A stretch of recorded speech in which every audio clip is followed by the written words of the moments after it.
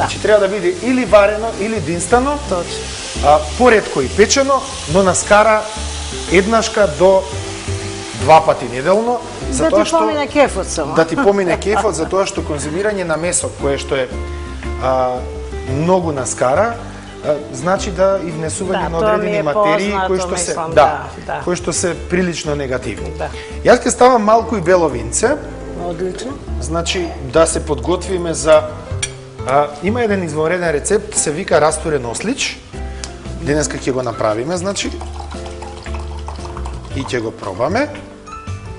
И тој оди со бело винце. Дел од белото винце ја ставив во него, значи во пиперките, кои што заедно со младото кромиче и со печурките, со буковката, сега ќе ги динстам на малку винце. Тука ќе ги посолам. Со наша сол? Да, ќе ги посолам со наша сол и ќе додадам, само да видам каде ми е. Значи и малку соја сос, бидејќи солев нема да ставам многу, малку соја сос.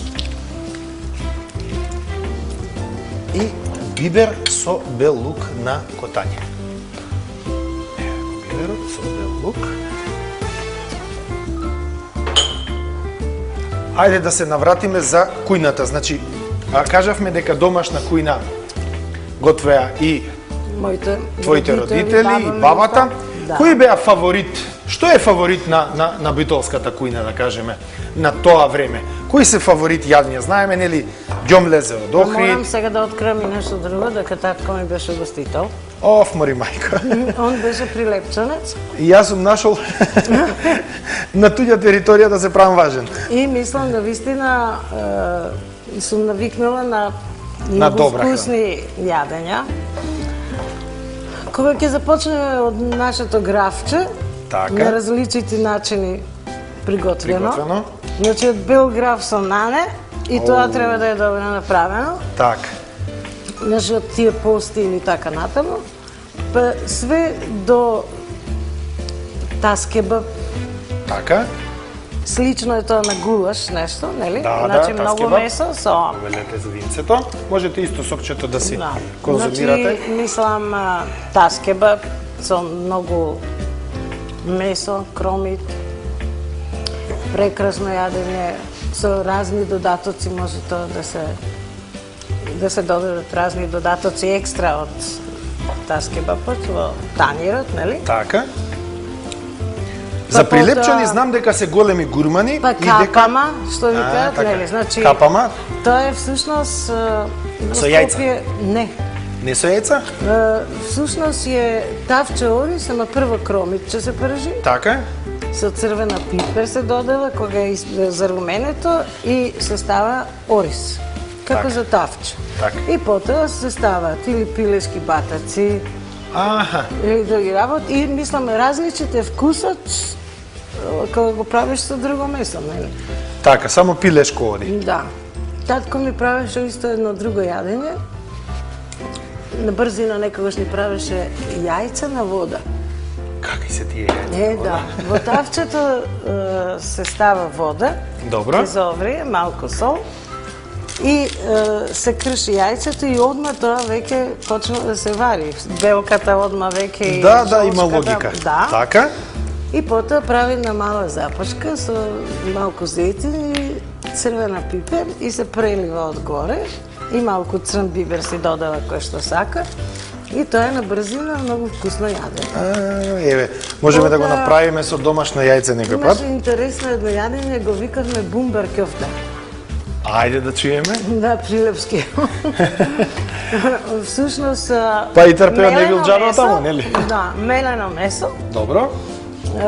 Се става малку орис внатре и зачини. Црн бибер, мислам, сол, малку од овие зачини вие по желба што ги имате. Така.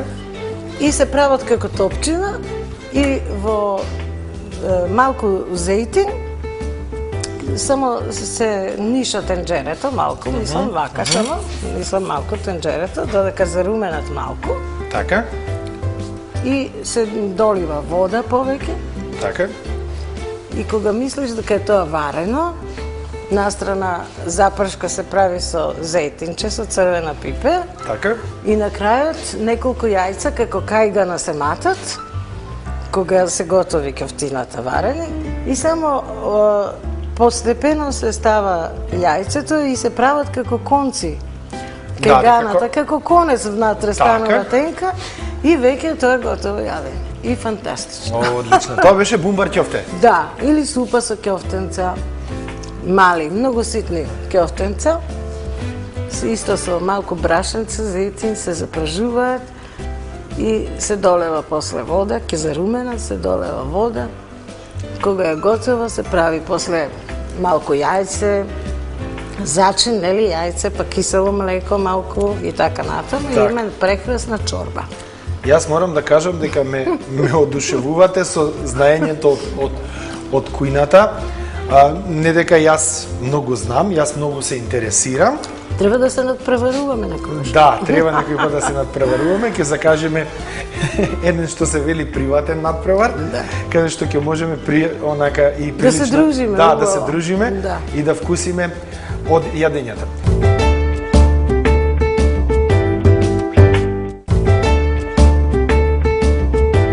Кажете ми, ве слушаат ли овие помладите?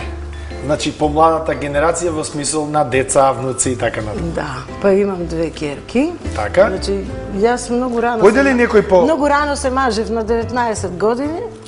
Добро, тоа не се има време после за се друго. Јас битолчанка, момчето родом од Галичник.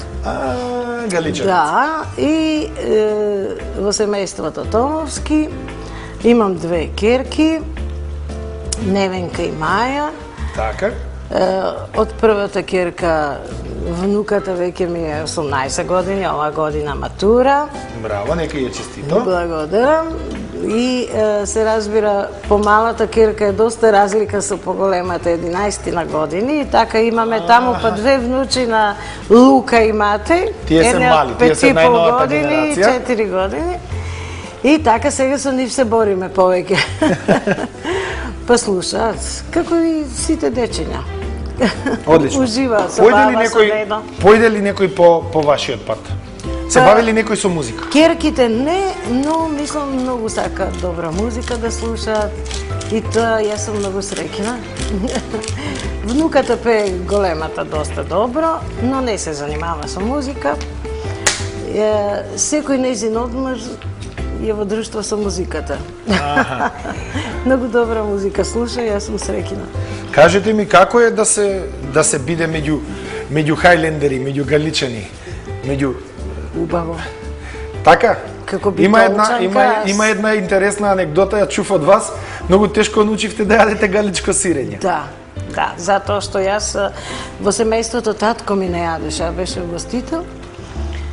И јас се мажев во галичка фамилија, каде што на масата секогаш и печење да имаше мора да има галичко сирење. Так. И јас многу тоа тешко ми беше, мислам, на вистина, но самата сугестивно размислувајќи дека тоа е најнормално, што јас има други работи што ги сакам повеќе. Так. Тие си го сакаат. Слушнавме икс рецепти кои што на вистина се многу онака. Добро, јас покасно почнав и рецепти со сирење да готвам и така натаму, само не можеме сега во емисијава, ќе се надпреваруваме, нели, друг пат. Така се договоривме. Ролати разни со спанак, со сирење и така натаму. И среќна сум тоа што јас не јадам, но јадат моите ќерки, тоа е многу важно. И внуците многу јадат сирење.